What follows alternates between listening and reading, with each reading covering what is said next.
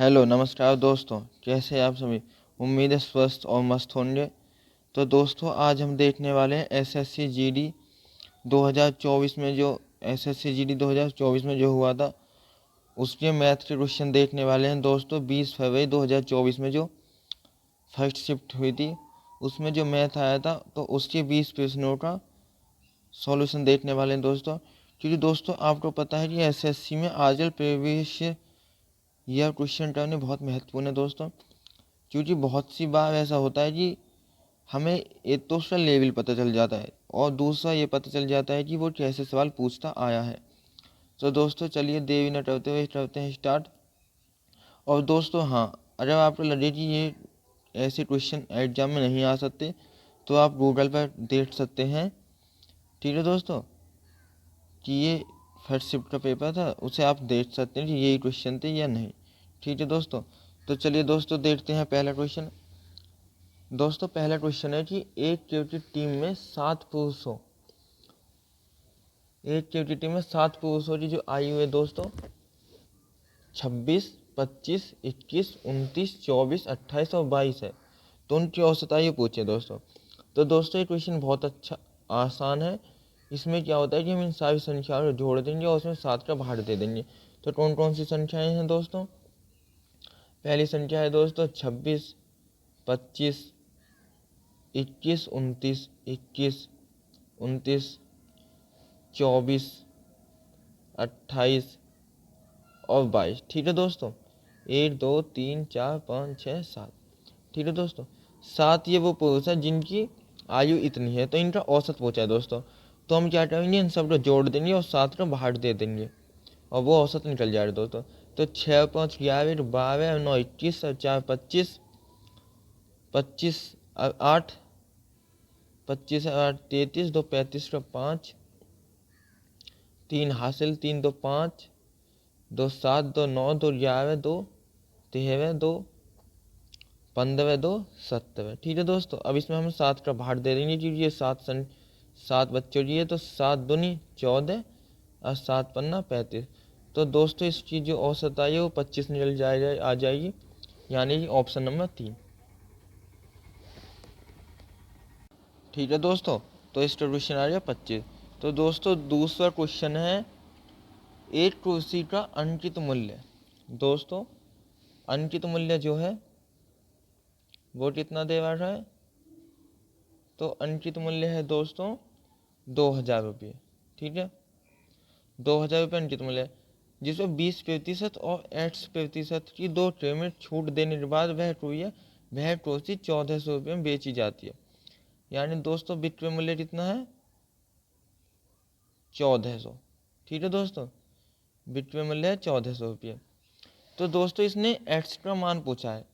तो इसमें क्या दोस्तों, हम सबसे पहले अंकित मूल्य 2000 है, उस पर पहली छूट है 20%।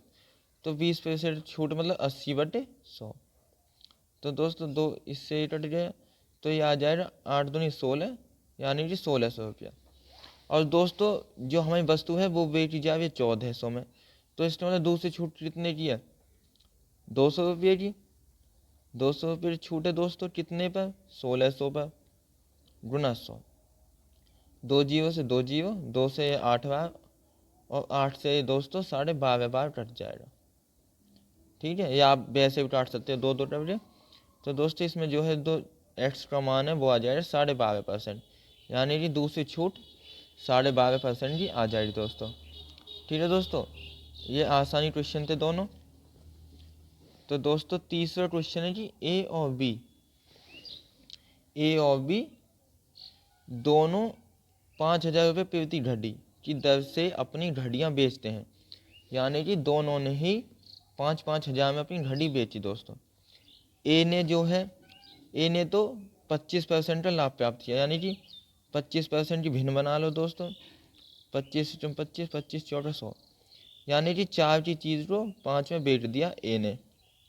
ठीक है दोस्तों, और बी को जो है 10% की हानि हुई। तो 10 की भिन्न बनाएंगे 10/100, यानी कि 10 की चीज़ को 1 की हानि से 9 में बेच दिया। और उसने कहा है दोस्तों कि दोनों ने 5000 रुपये में बेचा है। यानी कि इन दोनों का जो विक्रय मूल्य है दोस्तों वो समान है, और हमारे यहाँ समान नहीं है। तो दोस्तों इन्हें समान करने के लिए हम क्या करेंगे कि इधर तो कर देंगे 9 की गुना, और जब यहाँ पे 9 की गुना हुई है तो यहाँ पे भी 9 की गुना, और दोस्तों यहाँ पे कर देंगे 5 की गुना, यहाँ 5 है तो फिर यहाँ की, क्योंकि पूरे रेशो में दोस्तों सेम गुना होती है। तो दोस्तों इसने भी 9 पंजे 45 चीज़ बेच दी और इसने भी 9 पंजे 45। तो इसने जो है इसने पूछा है ए और बी के क्रय मूल्यों का अनुपात। तो दोस्तों ए ने कितने में खरीदी थी वस्तु 9 चौक 36 में, और बी ने कितने में खरीदी 10 पंजे 50 में। उसने यही अनुपात पूछा कि ए और बी ने जो वस्तुओं का क्रय मूल्य था उसका अनुपात बताइए। ठीक है दोस्तों, तो इसे 2 से काट लेंगे, 2 से 18 बार और 2 से 25 बार। ठीक है दोस्तों, और 18.18/25 इसका सही जवाब हो जाए दोस्तों। दोस्तों जब ऐसा सवाल आता है कि 5,000 रुपये में दोनों ने बेची तो हम उनके विक्रय मूल्य को समान कर लेते हैं, और जिससे ये जो क्वेश्चन है बहुत आसान बन जाते हैं दोस्तों। तो चलिए दोस्तों देखते हैं चौथा क्वेश्चन कि दो रेलगाड़ियाँ समान चाल से, दोस्तों दोनों रेलगाड़ियों की समान चाल है, विपरीत दिशा में चल रही है। यानी कि एक इधर को चल रही है तो दूसरी इधर को। विपरीत दिशा का मतलब ये होता है दोस्तों। और दोनों की जो चाल है वो समान है। ठीक है दोस्तों, और उसने यदि प्रत्येक रेलगाड़ी की लंबाई 320 मीटर है, यानी कि ये भी 320 मीटर लंबी है और ये भी 320 मीटर लंबी है दोस्तों। ठीक है, और वे एक दूसरे को मतलब 18 सेकंड में एक दूसरे को पार करती हैं, यानी कि ये दोनों एक दूसरे को 18 सेकंड में पार कर देती हैं। तो प्रत्येक रेलगाड़ी की चाल कितनी है दोस्तों? तो इसमें दोस्तों हम फॉर्मूला लगा देंगे, चाल बराबर दूरी बटे समय। ठीक है, और इसमें क्या जी दोस्तों, जो आप जानते कि जब दो चीज़ें विपरीत दिशा में चल रही होती हैं तो उनकी जो चाल है, यानी कि सापेक्ष चाल जो है वो उनकी जुड़ जाती है। तो दोस्तों इसमें जो चाल है, जो फर्स्ट और सेकंड दोनों की जुड़ कर आएगी चाल, जो हम निकालेंगे वो चाल जुड़ के आएगी। ठीक है दोस्तों, तो दोस्तों दूरी कितनी है, इसकी 320, इसकी 320, कितनी हो रही दोस्तों 640 बटे कितने सेकंड में पार कर रही है दोस्तों, तो वो 18 सेकंड में दूसरे को पार कर रही है। ठीक है दोस्तों, और ये जो उत्तर है हमसे किलोमीटर प्रति घंटा में पूछा है, और ये हमें कैसे पता चला कि किलोमीटर प्रति घंटा में पूछा है? तो दोस्तों ये ऑप्शन में दिख रहा है कि सारे ऑप्शन किलोमीटर घंटे में, तो इसे हम घंटे में बनाने के लिए 18/5 से गुणा कर देंगे।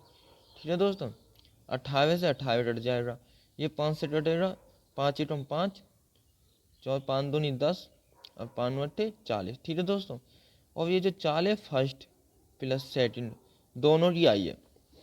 ठीक है दोस्तों, लेकिन उसने आप देखोगे सवाल पढ़ के तो उसमें लिखा है थी प्रत्येक रेलगाड़ी की लंबाई 320 मीटर है, वो दोनों की चाल समान है दोस्तों। इसने बोला है कि दोनों चाल समान है, तो इसका मतलब समान है, तो हम दो इसमें 2 का भाग दे देंगे, 2 का भाग 2 छक्की 12, 2 चौका 2 चौका 8। तो दोस्तों यानी कि दोनों की पहली की भी 64 है, दूसरी की भी 64 है। ठीक है दोस्तों, तो इसका उत्तर आ जाएगा 64, क्योंकि उसने पूछा प्रत्येक रेलगाड़ी चाल कितनी है 64, पहली की भी 64 और दूसरी की भी 64। ठीक है दोस्तों, उम्मीद है दोस्तों आपको क्वेश्चन समझ आ रहे होंगे। अगर दोस्तों क्वेश्चन समझ आ रहे हैं तो प्लीज़ वीडियो को लाइक एंड शेयर जरूर करें, और दोस्तों कमेंट करके जरूर बताएं कि आप आगे भी ऐसे ही क्वेश्चन की सीरीज चाहते हैं। ठीक है दोस्तों, तो दोस्तों 5वां क्वेश्चन है कि 7200 रुपये को पी क्यू और आर, पी क्यू और आर। ठीक है दोस्तों, पी क्यू और आर इनके बीच 8/2 अनुपात 4 अनुपात 3/2 के अनुपात में बांटा जाता है दोस्तों। कैसे? 8/2 अनुपात 4 अनुपात 3/2 के अनुपात में बांटा जाता है। तो आर का हिस्सा पूछा है दोस्तों, हमें आर का हिस्सा बताना है। तो सबसे पहले जिसमें हम ऐसे दे रहे हम उसे इनके एलसीएम ले लिए और इसको साधारण अनुपात में बना लेते हैं। तो दोस्तों हम इसमें 2 से गुना कर देंगे तो ये 2 खत्म हो जाएगा, इसमें 2 गुना, इसमें 2 गुना, इसमें 2 गुना, 2 से 2, तो दोस्तों 1, 4 दूनी 8 अनुपात 2 से 2 3। तो दोस्तों इनका जो अनुपात है 8:8:3 आ गया। इसमें पूछा जी आर का हिस्सा कितना है, तो 7200 बटे 8 और 3 12 12। आठ का हिस्सा पूछा है दोस्तों, यानी 3 का मान। तो 3 से कट जाएगा 4 बार, 4 से 4 बट्टे 32, 1800। तो दोस्तों इसका जो आंसर है वो आ जाएगा 1800 रुपये। ठीक है दोस्तों, ठीक है दोस्तों। तो इसका जो क्वेश्चन आंसर है वो 1800 रुपये आ जाएगा, यानी कि आपका हिस्सा जो है वो 1800 रुपये है। ठीक है दोस्तों। अब देखते हैं दोस्तों क्वेश्चन नंबर 6। दोस्तों क्वेश्चन नंबर 6 तो बहुत ही आसान है। इसमें दे बैठा है कि m और n का जो अनुपात है वो 9:6 है। ठीक है दोस्तों। और उसमें m प्लस n अनुपात m-n की वैल्यू पूछी है दोस्तों। तो इसमें सीधा सीधा इसमें m का 9 रख दो, प्लस n की वैल्यू 6। ठीक है दोस्तों। अनुपात m की वैल्यू 9 माइनस 6, तो 9 6 15, अनुपात 9 में 6 रहे तो 3। तो दोस्तों इसे काट दें, 3 से 3 पंजे 15 और 3 एकम 3। तो दोस्तों इसका जो अनुपात है 5:1 आ जाएगा दोस्तों। ठीक है, उम्मीद है दोस्तों आपको समझ आ रहा होगा। तो चलिए दोस्तों देखते हैं 7वां सवाल। तो दोस्तों ये जो 7वां सवाल है इसमें आपको दिख नहीं रहा होगा, यहाँ पे 7 आपको माइनस लग रहा है तो होगा ये दोस्तों कि माइनस, लेकिन ये प्लस है दोस्तों, ये थोड़ा इसमें मिसप्रिंट हुआ है। 7 + 33 गुना 14, वो 14 नहीं दोस्तों 44/2, फिर गुना और 5 गुना 5। ये क्वेश्चन है दोस्तों इसमें। ठीक है, वो आपको दिख नहीं है, यहाँ पे आपको माइनस लग रहा होगा, लेकिन ये प्लस है। तो दोस्तों हम 33 और 7 कितने हो रहे दोस्तों? 33 और 7 40। ठीक है दोस्तों, 40 हो रही, 33 और 7 40, गुना 2 का भाग जब 44 में देंगे तो 22, गुना 5 पूरे 25। तो दोस्तों अब सिंपल है, हमें इनकी गुना करनी होगी नॉर्मल। तो 22 चौक 88 दोस्तों, 80 गुना 25। अब 25 का भाग चाहो तो आप अलग से भी दे सकते हो दोस्तों।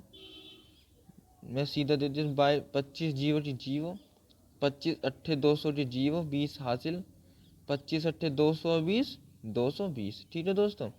तो इसका जो आंसर है वो आ जाएगा दोस्तों 22,000।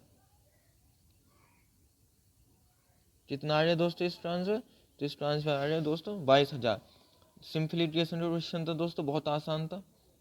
उम्मीद है आपने कर लिया हो, समझ आ रहा है दोस्तों।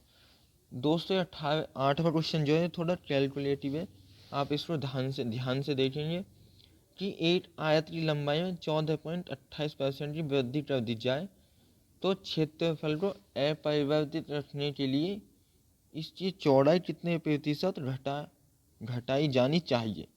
ठीक है दोस्तों।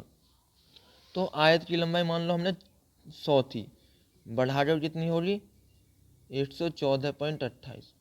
तो दोस्तों आप देखो, अगर 100 लंबाई थी और उसकी वजह से लंबाई 14.28 बढ़ा दी गई, तो दोस्तों क्षेत्रफल भी तो इतना ही बढ़ा होगा। भाई जब लंबाई इतनी बढ़ी तो क्षेत्रफल भी उतना ही बढ़ेगा।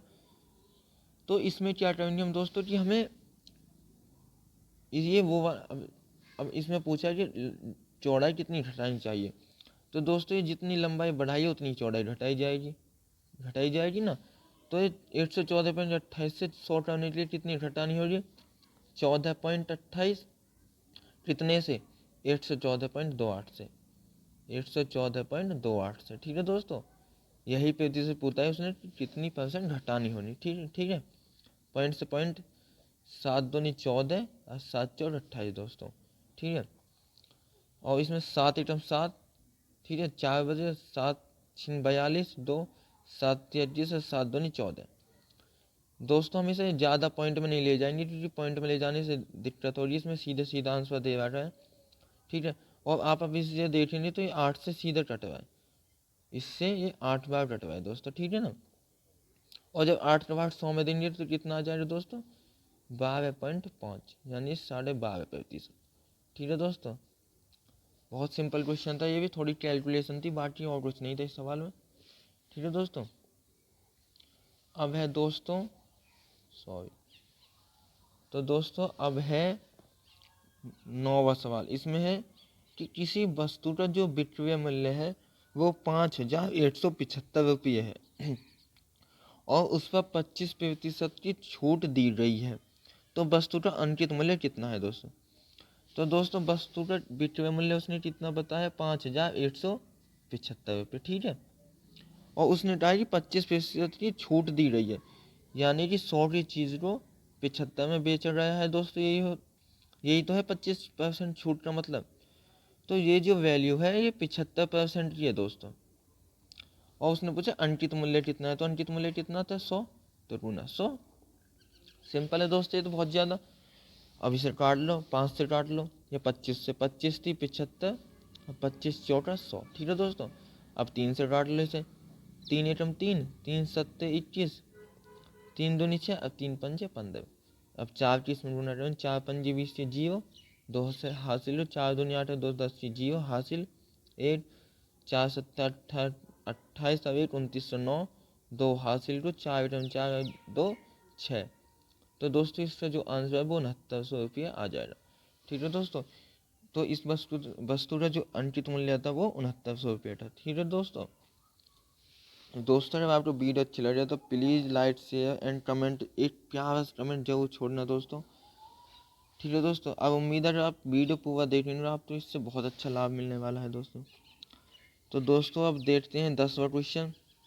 कि 10वां क्वेश्चन है दोस्तों, किसी धनराशि पर 40 वर्षों तक साधारण ब्याज उस धनराशि का 2/5 है, तो वार्षिक ब्याज दर कितनी है? यानी कि दोस्तों कि अगर हमारा मूलधन 5 रुपये है तो उस पर हमें 2 रुपये का ब्याज मिलता है। कितने में? 40 वर्षों में, 40 ईयर में कितना? 2 ब्याज मिलता है 5 रुपये पर, 40 साल का साधारण ब्याज में। तो वो दर पूछिए दोस्तों, तो दर का सूत्र निकालने का साधारण ब्याज कितना है? 2 गुना 100 बटे मूलधन 5 गुना समय 40 वर्ष। दोस्तों ये सूत्र है ये वाला कि दर बराबर साधारण ब्याज गुना 100 बटे मूलधन गुना समय, ठीक है दोस्तों। ये वही वाला सूत्र है, उससे ही बना है। जो साधारण ब्याज बराबर मूलधन गुना दर गुना समय बटे 100 है, उसी से ये सूत्र बना है, उसी में रख दिया दोस्तों। तो ये कट गया 5 से 20 बार, और 20 से कट गया 2 बार, और 2 से 2। तो दोस्तों दर कितनी आ रही? 8%। दर की आ रही 8%, ठीक है दोस्तों। तो दोस्तों इस शिफ्ट में तो बहुत आसान क्वेश्चन थे, मुझे लग रहा है इन सवालों को देखकर आपको भी ऐसा ही लग रहा होगा। और आप बताएं कि आपको सवाल कैसे लगे।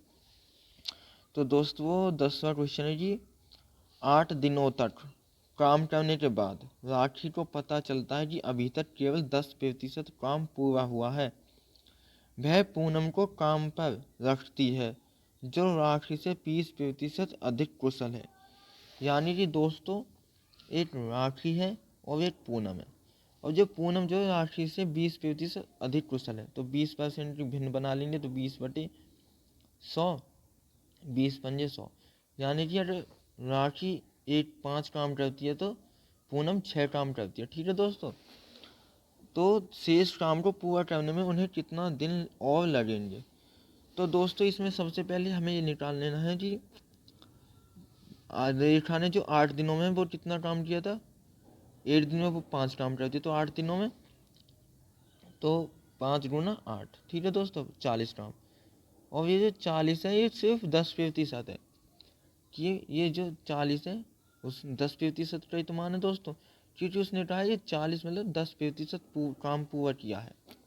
भाई 10% में तो 10% काम पूरा किया है, और वैसे देखें तो 40 काम कर लिया उसने।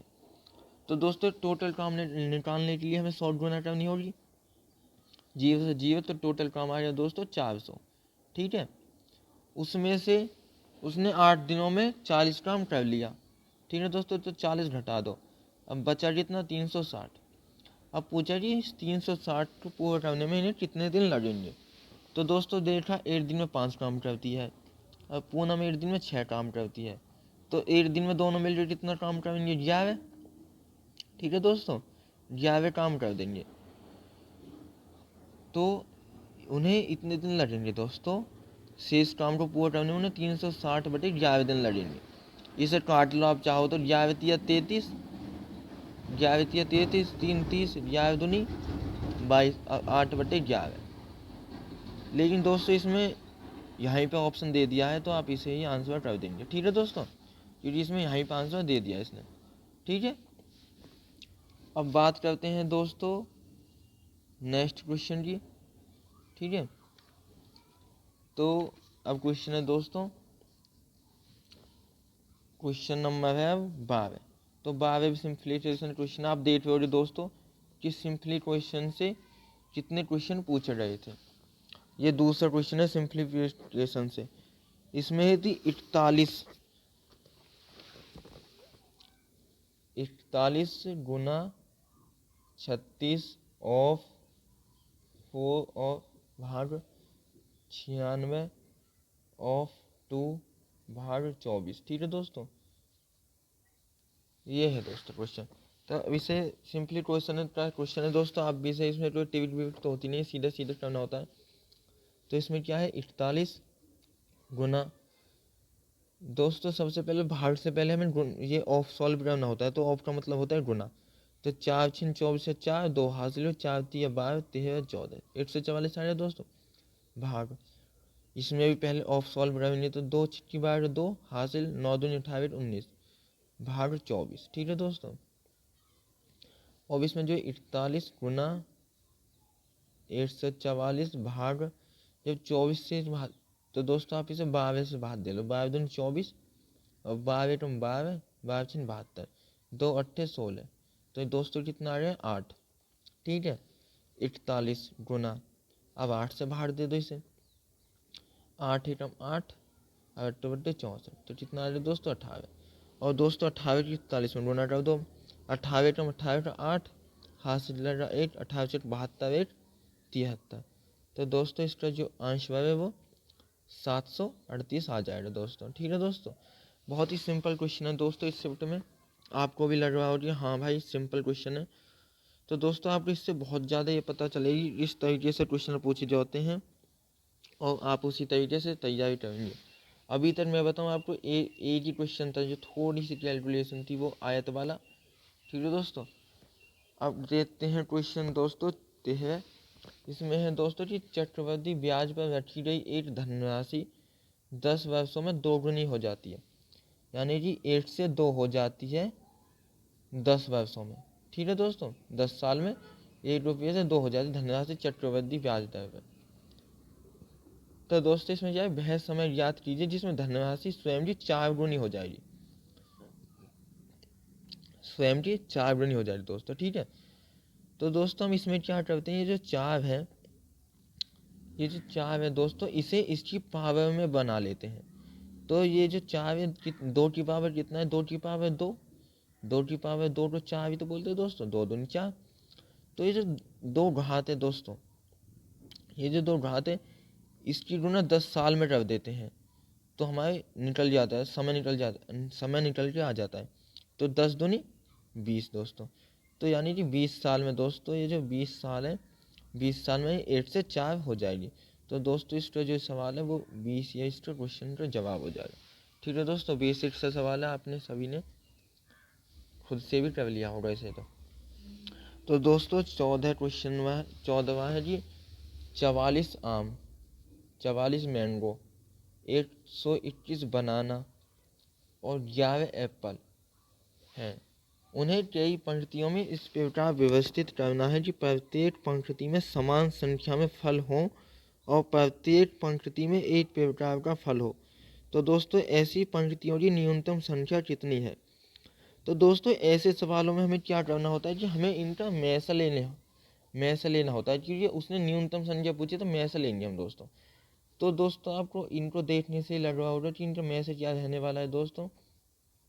तो दोस्तों इनका मैसेज हो जाएगा 11, कि दोस्तों 11 से ये भी कटेगी, ये भी और ये भी, तो इसकी मैसेज आ गया 11।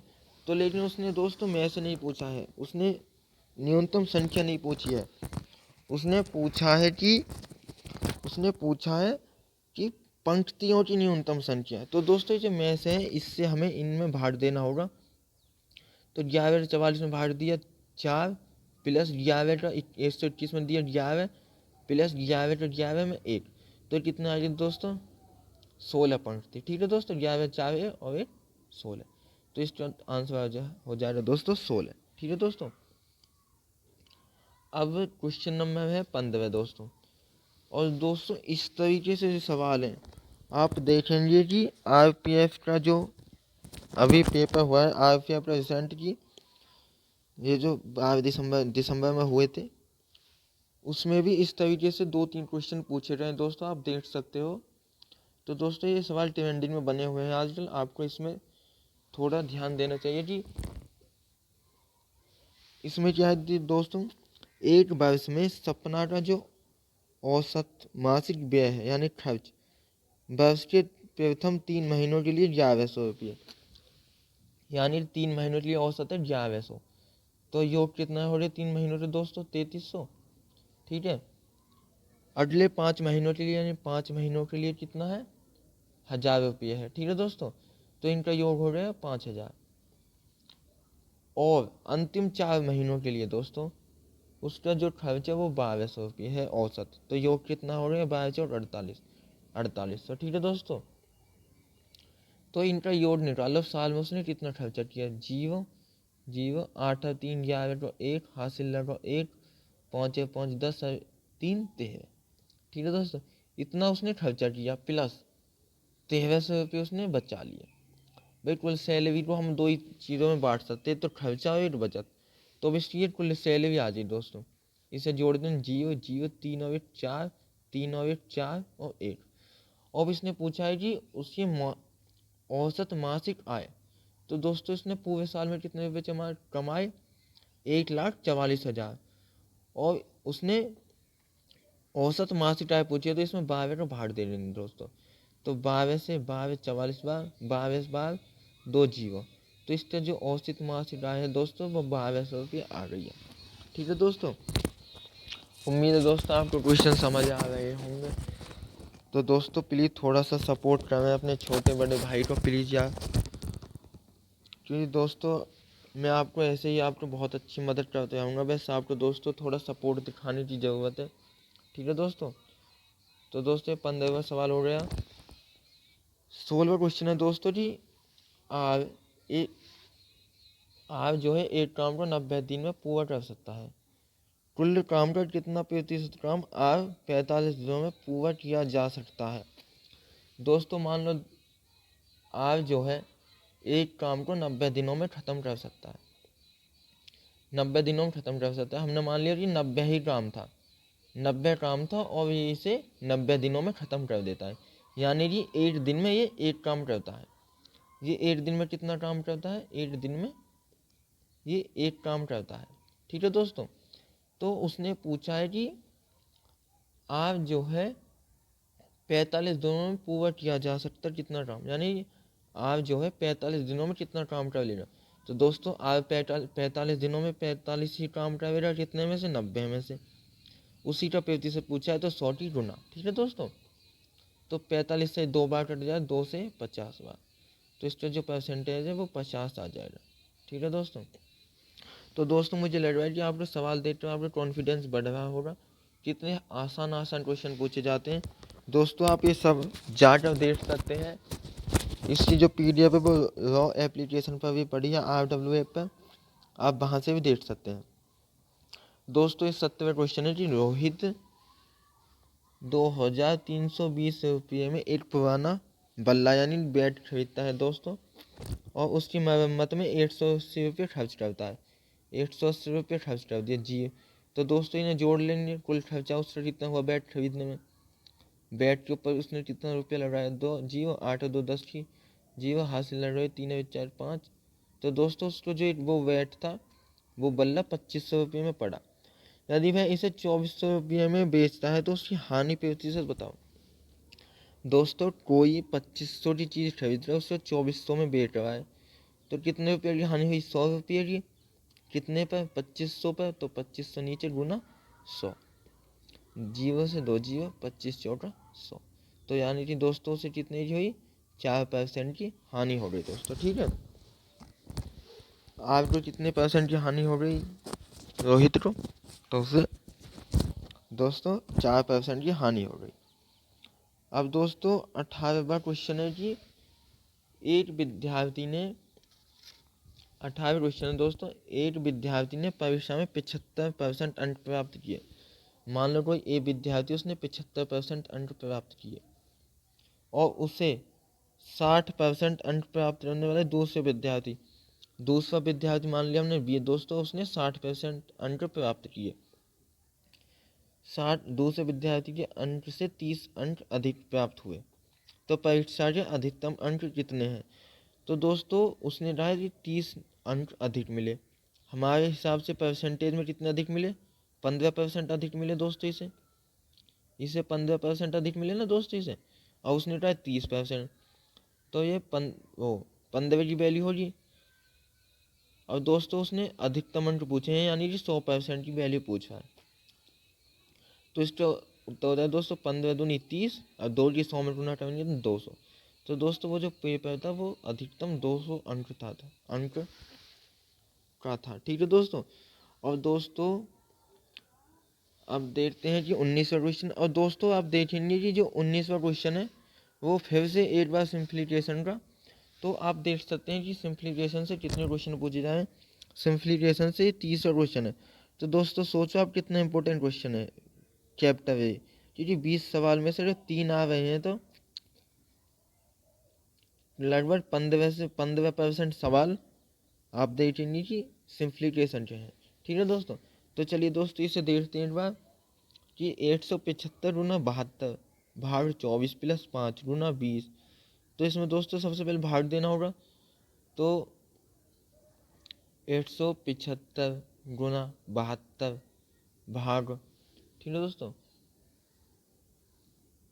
भाग 24 प्लस के 5 और गुना 20 दोस्तों, और भाग फिर 2। ठीक है। तो अब इसे देखते हैं दोस्तों।